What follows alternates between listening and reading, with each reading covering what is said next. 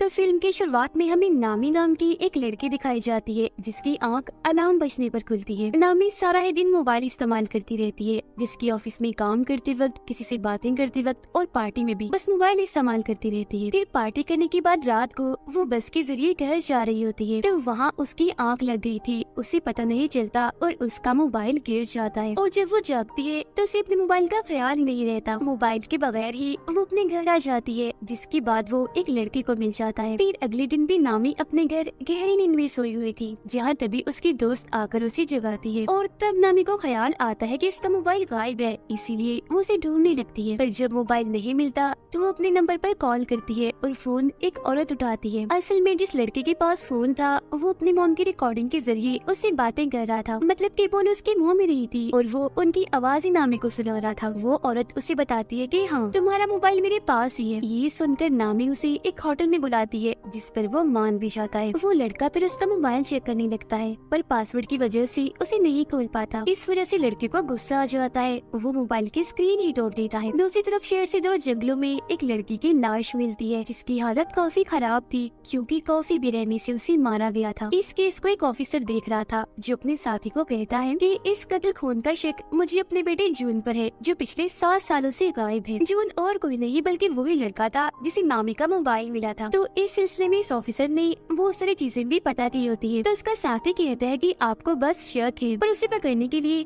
हमें सबूत इकट्ठा करने होंगे। उधर नामी अपने डैड के होटल में आकर उनसे मिलती है। उसे पता चलता है कि मेरे डैड का इंस्टाग्राम अकाउंट भी है, तो ये जानकर उसे काफी खुशी होती है। अब तभी नामी के पास उसी औरत की कॉल आती है जिसके पास उसका मोबाइल था। वो कहती है कि गलती से तुम्हारे मोबाइल की स्क्रीन टूट गई है, मैंने उसे ठीक करने के लिए मोबाइल की एक दुकान पर भेज दिया है, पैसे भी दे दिए, तो तुम उस दुकान पर जाकर अपना मोबाइल ले सकती हो। फिर थोड़ी ही देर बाद नामी अपना मोबाइल लेने के लिए उस दुकान पर पहुंच जाती है, जहां उसे जॉन भी दिखता है जिसने मास्क लगाया हुआ था। वो नामी के मोबाइल की डिटेल्स में उसका पासवर्ड भी पता लगवा देता है और फिर उसका मोबाइल ठीक करने के दौरान वो उसमें एक हैक करने वाला सॉफ्टवेयर भी डाल देता है और उसके मोबाइल का एक डुप्लीकेट फोन बनाकर नामी को दे देता है। वो फिर वहाँ से चली जाती है। अब जो नामी अपने मोबाइल पर कह रही थी वो सब जॉन भी देख रहा था, क्योंकि उसने नामी के मोबाइल को अपने कंट्रोल में कर लिया था और ये भी उसे चला सकता था। वो उसके चैट्स, इन्हीं मैसेजेस पर वो किससे बात करती है, कॉल्स, यहाँ तक कि खुद नामी पर भी कैमरा के जरिए नजर रख रहा था। फिर रात में जब नामी अपने डैड के होटल में काम करवा रही थी तो तब जॉन भी वहाँ आता है और उसे बताता है कि मैं यहाँ आता रहता हूँ। वो उसे इसलिए नहीं पहचान पाती क्योंकि दुकान में उसने मास्क लगाया हुआ था। वो नामी से यहाँ की सबसे खास शराब मांगता है। अब क्योंकि वो उसके मोबाइल पर नजर रख रहा था तो उसे सब पता चल जाता है कि नामी को कौन कौन सी गेम्स पसंद है और किन किन चीजों में उसकी दिलचस्पी है, जिससे वो नामी को इम्प्रेस, मुतासिर कर लेता है। और अब उसे अपने बारे में भी बताता है कि मैं एक ऐसी कंपनी में जॉब करता हूँ जो सॉफ्टवेयर, कंप्यूटर और इंटरनेट से जुड़े सारे काम करती है। उन दोनों को बातें करते हुए नामी के डैड भी देख रहे थे। फिर रात को नामी अपने दोस्तों से बातें करते करते सो जाती है और पूरी रात जॉन उसका मोबाइल ही चेक करता रहता है, जिससे वो उसके बारे में हर एक जानकारी और राज जान चुका था। जिसके बाद अगली सुबह नामी अपनी ऑफिस आती है। वो दरअसल एक कंपनी में काम करती थी। उधर जॉन अपनी पिछले शिकारी यानी उस लड़की की तस्वीर देखता है जिसका कत्ल उसने किया था, जो और कोई नहीं बल्कि वही थी जिसकी लाश जंगल में से मिली थी। जिसके बाद वो अपना अगला शिकार नामी को चुनता है। उधर नामी के पास उसकी बॉस आती है, कहती है कि हमारी कंपनी को एक काफी बड़ा प्रोजेक्ट मिला है, साथ ही तुम भी काफी अच्छे से काम कर रही हो, मैं तुमसे बहुत खुश हूँ, इसीलिए मैं तुम्हारी सैलरी दोगुनी कर रही हूँ, यानी कि डबल कर रही हूँ, पर तुम इस बारे में बाकी साथियों को मत बताना। अब उनकी ये सारी बातें जून ने भी सुन ली थी। उधर वो ऑफिसर यानी जून के डैड घर आकर अपनी वाइफ से बातें करने लगती है, पर वो जून के बारे में उन्हें कोई बात नहीं बताती। हालांकि उन्हें पता होता है कि जून और उसकी मोम आपस में राब्ते में है और बातें करती रहती है। वो फिर अपनी वाइफ को बताते हैं कि शहर में एक लड़की का खून हुआ है जिसका शक मुझे जून पर है और मैं ये बात जानता हूँ कि तुम उससे राब्ते में हो, क्योंकि मैंने तुम्हारी और उसकी बातें सुन ली थी। जो सुनकर फौरन वो बोलती है कि नहीं, मैं नहीं मानती, मेरा बेटा ऐसा नहीं कर सकता, वो किसी का खून भला क्यों करेगा। ठीक इसी वक्त ऑफिसर के पास उनके दोस्त का मैसेज आता है जो कहते हैं कि मुझे जॉन की लोकेशन का पता चल गया है, यानी वो जहाँ रहता है उस जगह का पता। उधर नामी अपने प्रोजेक्ट पर काम कर रही थी, काफी खुश थी वो, जबकि जॉन उसके घर जाता है और उसकी सारी चीजों को चेक करने लगता है, जिनमें उसे नामी का दूसरा मोबाइल भी मिल जाता है, यानी वो एक नहीं 2 मोबाइल इस्तेमाल करती है। उधर ऑफिसर की साथी उन्हें बताती है कि जिस जगह के बारे में मैंने आपको बताया है, इन्हें जॉन की लोकेशन पता चला है कि वो वहाँ सबसे चोरी रह रहा है। तो वो ऑफिसर इन्हें नामी जून के डैड उस जगह पर जाने के लिए अकेले ही निकल पड़ते हैं। वो जब वहाँ पहुँचते हैं तो घर के अंदर भी चले जाते हैं और हर जगह की तलाशी लेने लगते हैं। साथ ही उन्होंने यहाँ की तस्वीरें भी बना ली थी। मरने वाले लड़के की मोम के बारे में भी उन्हें पता चल जाता है। इतनी ही देर में जून भी बाहर आ गया था। वो ये बात जान चुका था कि घर के अंदर कोई घुस आया है, इसीलिए चुपके से जब वो अंदर झांकता है तो अपने डैड को वहाँ देख लेता है। अंदर उसके डैड को लाश के नाखूनों पर लगी नेल पॉलिश भी मिल जाती है, जिससे उन्हें पता चल चुका था कि ये खून मेरे बेटे जून ने ही किया है। अब चालाकी से जून अपने डैड को उस कमरे से बाहर बुलाता है और जब वो वापस दोबारा अंदर जाते हैं तो जून वहाँ की हर एक चीज, सबूत, सारे कागजात को बर्बाद कर चुका था। जून अब दोबारा से नामी के होटल में जाता है और उसके डैड से मिलकर उन्हें भी यही बात कहता है कि मैं यहाँ आता रहता हूँ और यहाँ की सबसे खास शराब मांगता है। उसे देखकर नामी के डैड समझ जाते हैं कि ये झूठ बोल रहा है, ये हमारा रेगुलर कस्टमर नहीं है, मतलब ये यहाँ रोज रोज नहीं आता। फिर वो नामी से बातें करने लगता है और रात को जब वो बाप बेटी घर जा रही थी तो उसके डैड नामी को कहती है कि जून एक नंबर का झूठा इंसान है, वो हमसे कुछ छुपा रहा है क्योंकि वो दूसरी बार आया है होटल में, उससे पहले कभी भी नहीं आया, मुझे वो ठीक नहीं लग रहा, तो तुम उससे दूर रहो। जिस पर वो कहती है डैड मुझे तो ऐसा कुछ नहीं लगता, पर ठीक है मैं इससे दूर रहूंगी। अब उनके बीच की ये सारी बातें जून ने भी सुन ली थी। रात को नामी अपने दोस्त के साथ थी, वो उसे भी जून के बारे में बताती है कि अगर वो थोड़ा सा हुलिया बदले यानी बाल छोटे करवा ले और चश्मा उतार दे तो वो बहुत ही प्यारा लगेगा। उसकी दोस्त कहती है कि मैं भी उसे देखना चाहती हूँ। तब नामी उससे वादा करती है कि ठीक है मैं तुम्हें उससे मिलवा दूंगी। ऑफिसर मरने वाले लड़के की मोम से आकर मिलती है, जहाँ वो इन्हें बताती है कि मेरी बेटी का मोबाइल कहीं गिर गया था, फिर उसकी स्क्रीन टूट गई और मेरी बेटी को मोबाइल पर एक मोबाइल की दुकान से मिला था, जिसके बाद से ही उसके साथ अजीबोगरीब चीजें होना शुरू हो गई थी और उसके बाद फिर किसी ने उसे मार दिया। तब वो लड़के की मोम से वादा करती है कि आप परेशान ना हो, उसके खूनी को हम ढूंढ कर ही रहेंगे। नामी की डैड पर जब किसी काम से बाहर आते हैं तो जून उन पर हमला करके उन्हें पकड़ लेता है। इसी रात पुलिस को जंगल में से एक साथ 8 लाशें मिलती है, जिस वजह से ऑफिसर को काफी दुख होता है। फिर सुबह जब नामी की आँख खुलती है तो वो देखती है कि उसकी बॉस की तकरीबन 8 कॉल्स आई हुई है। साथ ही उसे अपने मोबाइल पर बहुत सारे मैसेजेस भी मिलते हैं, जिनमें उसने अपने दोस्तों को काफी बुरा भला कहा होता है। इसके अलावा अपने बॉस के बारे में भी काफी उल्टी सीधी बातें की हुई थी। एक पोस्ट भी डाली थी जिसमें उसने बता दिया था कि बॉस ने मेरी सैलरी दुगनी कर दी है। फिर वो अपने ऑफिस जाती है, जहाँ उसकी टीम उसे काफी नाराज थी। वो सबको बताती है कि मैं नहीं जानती वो सब किसने किया, क्योंकि मैंने तो एक भी मैसेज, एक भी पोस्ट नहीं की, पर कोई भी उसकी बात का यकीन नहीं करता और उसे वहाँ से निकलने का कहती है। वो अपनी बॉस से भी बात करती है, पर उसकी बॉस ने भी जॉब से उसे निकाल दिया होता है। वो उन्हें भी काफी समझाने की कोशिश करती है कि देखिए मेरी बात का यकीन करें, कोई भी पोस्ट, कोई भी मैसेज मैंने खुद से नहीं किया, मुझे लगता है किसी ने मेरा मोबाइल हैक कर लिया है, कोई मुझे फंसा रहा है, मतलब मेरे मोबाइल को कोई अपने कंट्रोल में लेकर चला रहा है, तो जरूर उसे नहीं किया होगा। जिस पर उसकी बॉस उसे ये साबित करने का कहती है और धक्के मारकर उसे वहाँ से निकाल देती है। इस चीज से उसे काफी दुख होता है। वो सीधा अपने दोस्त के पास जाती है और उसे सबके बारे में बताकर काफी रोने लगती है।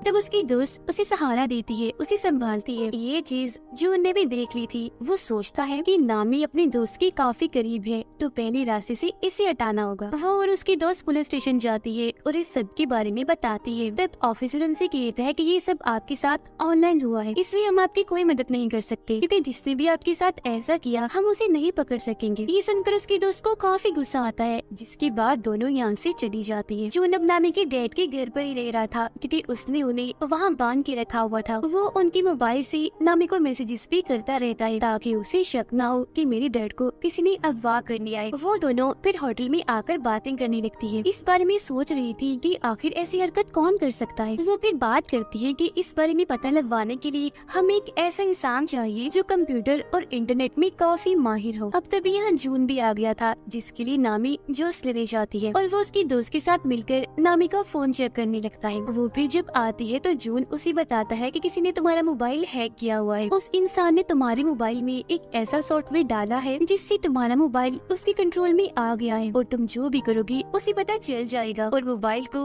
वो अपने तरीके से भी चला सकता है। वो फिर नामी को बाहर लाता है और बताता है कि ये काम किसी करीबी का है, वो करीबी जिसे तुम्हारे मोबाइल का पासवर्ड भी पता है, क्योंकि पासवर्ड खोलने के बाद ही उसने ये सब किया होगा ना। अब तभी उन दोनों की तस्वीर चुपके से नामी की दोस्त बना रही थी, जिससे उसे काफी अजीब लगता है। वो फिर होटल में जब आती है तो उसकी दोस्त उसे एक खबर दिखाती है जिसमें पुलिस को एक साथ 8 लाशें मिली थी। अब उसकी दोस्त नोट कर लेती है कि नामी मुझसे बात नहीं कर रही। वो उससे इसकी वजह पूछती है कि तुम मेरी बात क्यों नहीं सुन रही, तुम्हारा मूड भी खराब है, क्या हुआ, नाराज हो? जो सुनकर नामी भड़क जाती है, कहती है कि मुझे तुम पर शक है, ऐसा मेरे साथ तुमने किया होगा क्योंकि मेरी पासवर्ड तो सिर्फ तुम ही जानती हो। जो सुनकर उसकी दोस्त को काफी बुरा लगता है। वो कहती है कि तुम कल के आए उस लड़के जून की वजह से मुझ पर शक कर रही हो। ठीक है, अगर तुम्हें ऐसा ही लगता है तो मैं तुमसे दूर चली जाती हूँ। इतना कहने के बाद वो नामी से अपनी दोस्ती तोड़कर चली जाती है। वो काफी दुखी थी, रो रही थी और ये चीज जून भी देख लेता है। उधर पुलिस मरने वाले लोगों की लाशें जब उठा रही थी तब उनका सामान भी देखा जाता है, जो देखकर ऑफिसर काफी परेशान हो गए थे। तब उनका साथी कहते हैं कि ये काम आपका बेटा ही कर रहा है, हम जानते हैं, तो हमें उसे पकड़कर रोकना होगा जल्द से जल्द क्योंकि चीजें काफी आगे तक निकल गई हैं। तब ऑफिसर कहती है तो सबसे पहले तुम उस मोबाइल की दुकान को ढूंढो जहाँ जून काम करता है, जिस पर उसका साथी हाँ बोलता है और ये दोनों वहाँ से निकल जाते हैं। नामी होटल में बैठी अपनी और अपने दोस्त की वीडियो देख रही थी। वो काफी दुखी थी और अपना मोबाइल गिरा देती है जिससे स्क्रीन फिर से टूट जाती है। उधर ऑफिसर और उनके साथी को जो उनकी मोबाइल्स की दुकान मिल जाती है, पर उसने यहाँ की हर चीज को तबाह बर्बाद कर दिया था। लेकिन कुछ पेपर्स के जरिए उन्हें 8 कस्टमर्स के बारे में पता चलता है जो और कोई नहीं बल्कि वही लोग थे जिनकी लाशें इन्हें मिली थी। ऑफिसर बताते हैं कि मुझे 9वीं लड़की की डिटेल्स भी पता है जो मरने वाली है और वो डिटेल्स मुझे जून के घर से ही मिली थी, तो अब हमें उसको बचा लेना चाहिए। जो सुनकर उनका साथी कहता है कि हमें इस सब के बारे में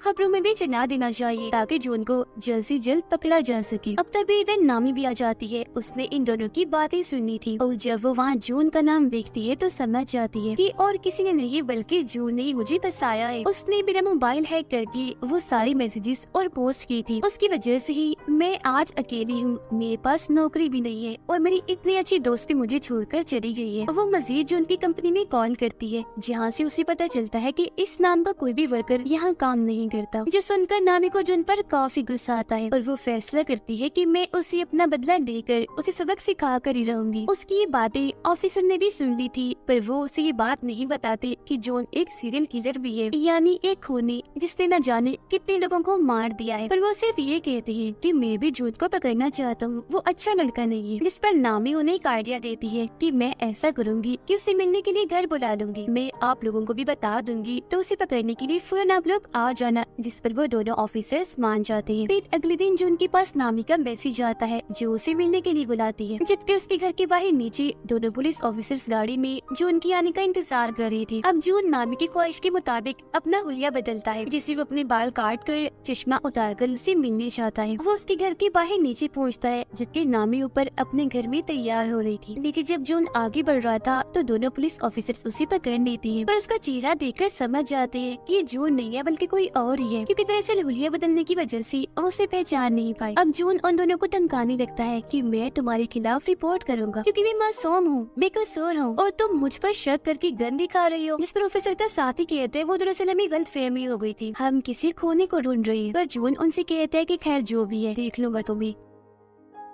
इतना कहने के बाद वो वहाँ से चला जाता है, जबकि दोनों ऑफिसर्स ऊपर आकर नामी से मिलते हैं। वो उन्हें बताती है कि जो उनका मैसेज आया है उसका कहना है मैं मसरूफ हूँ, आज बाद में मिलूंगा। वो फिर कहते हैं कि मैं अपना मोबाइल ठीक करने के लिए दे रही हूँ, तब तक दूसरा मोबाइल इस्तेमाल करूंगी और जब मेरा पहला मोबाइल मुझे मिल जाएगा हम उसे पकड़ लेंगे, जिसके लिए ऑफिसर्स भी मान जाते हैं। अब ऑफिसर के पास पुलिस स्टेशन से कॉल आती है। एक ऑफिसर उन्हें बताता है कि ये बात अब सबको पता चल गई है कि ये सारे खून और किसी ने नहीं बल्कि आपकी बेटी जून ने की है, तो अब से आपको इस केस से दूर रहना होगा ताकि आपको कोई खतरा ना हो। जो सुनकर वो काफी परेशान हो जाती है। अब नामी अपने दूसरे मोबाइल को निकाल कर उसमें अपनी सिम डालती है और ऑन करके उसे चलाकर बाहर आती है। ऑफिसर उसे कहते हैं कि तुम्हारी जान को भी खतरा है तो तुम भी किसी ऐसी जगह पर चली जाओ जहाँ तुम महफूज रह सकती हो। तो वो कहती है कि मैं अपने डैड के घर चली जाती हूँ, वही मेरे लिए ठीक जगह होगी। जिसके बाद वो ऑफिसर्स के साथ वहाँ जाने के लिए निकल जाती है। वो जब वहाँ पहुँचती है तो ऑफिसर उसे अपना कार्ड देता है, जिस पर वो कहती है कि ठीक है कुछ भी हुआ मैं आपसे राब्ता करके बता दूंगी, और घर के अंदर चली जाती है। अंदर आने के बाद वो अपने डैड को आवाज लगाने लगती है कि मैं आ गई हूँ। फिर अपने कमरे में जाकर जब वो मोबाइल इस्तेमाल कर रही थी तो उसे जून के नए नंबर से मैसेज आता है। वो जब उसे कॉल करती है तो फोन बजने की आवाज उसे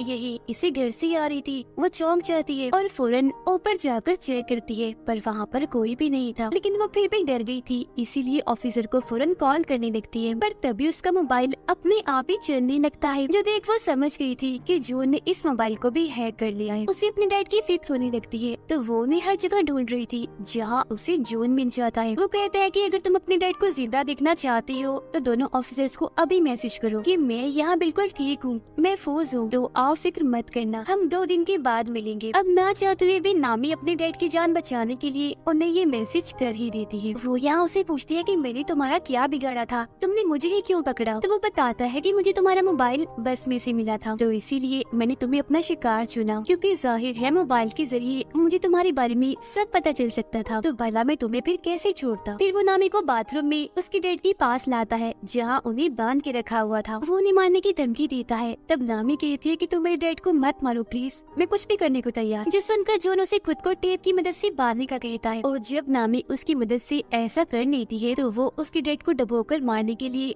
टब में पानी छोड़ देता है। ये चीज नामी भी देख रही थी। दुखी होकर वो रोने लगती है। साथ ही वो जॉन को काफी बुरा बुरा भी कह रही थी, तो वो उसे भी उठाकर ठिकाने लगाने के लिए पर टेप लगा देता है और बार टब में छोड़ देता है जो पूरा ही पानी से भर गया था। वो उसकी तस्वीरें बनाकर उसकी बेबसी पर हंस रहा था और वहाँ से बाहर निकल आता है। उसे ऑफिसर का कार्ड मिलता है जिसके पीछे उन्होंने लिखा था नामी सिर्फ कॉल करना, मैसेज नहीं। पर क्योंकि इसने तो ऑफिसर को मैसेज करवाया था तो उन्हें पता चल गया था कि जरूर ये जून ने किया है, तो इसका मतलब वो यहाँ आ रहे थे जून को पकड़ने के लिए। अब जून को भी एहसास हो जाता है कि ऑफिसर्स घर में घुस आए हैं। वो ऑफिसर के साथी को जाकर पकड़ लेता है, पर पीछे से उसकी डैड ऑफिसर आकर उसे पकड़ लेती है। मगर क्योंकि ये उनका बेटा नहीं होता तो वो इसे मारने लगते हैं और अपने बेटे के बारे में पूछते हैं। पानी में डूबकर नामी मरने ही वाली थी कि तभी ऑफिसर का साथी उसी पानी से बाहर निकाल कर मरने से बचा लेता है। ऑफिसर उसे मार मार कर काफी जख्मी कर देते हैं और अपने बेटे के बारे में पूछते हैं। तब वो कहता है डैड मैं ही आपका बेटा हूँ, जिस पर ऑफिसर मान भी जाती है। तो वो उन पर हंसने लगता है और कहता है कितने बेवकूफ हो तुम, अपने बेटे की पहचान भी नहीं है। ये सुनकर ऑफिसर भड़क जाते हैं और उसे दोबारा से मारने लगते हैं। उधर नामी को भी होश आ गई थी। वो देखती है कि ऑफिसर की साथी उसके डैड को होश में लाने की कोशिश कर रही है, पर वो उठ ही नहीं रही। ऑफिसर फिर जो उनका बैग चेक करती है जिसमें से उन्हें जो उनके सारे शिकारों का सामान मिलता है, यहाँ तक कि 0 नंबर वाले शिकार का भी, इन्हीं सबसे पहले वाले शिकार का, जो कि असल में और कोई नहीं बल्कि उनका बेटा जून था। इस कोने के पास ऑफिसर की वाइफ और उसके बेटे की सारी डिटेल्स मौजूद थी। इन्हें जो 7 साल पहले गायब हो गया था,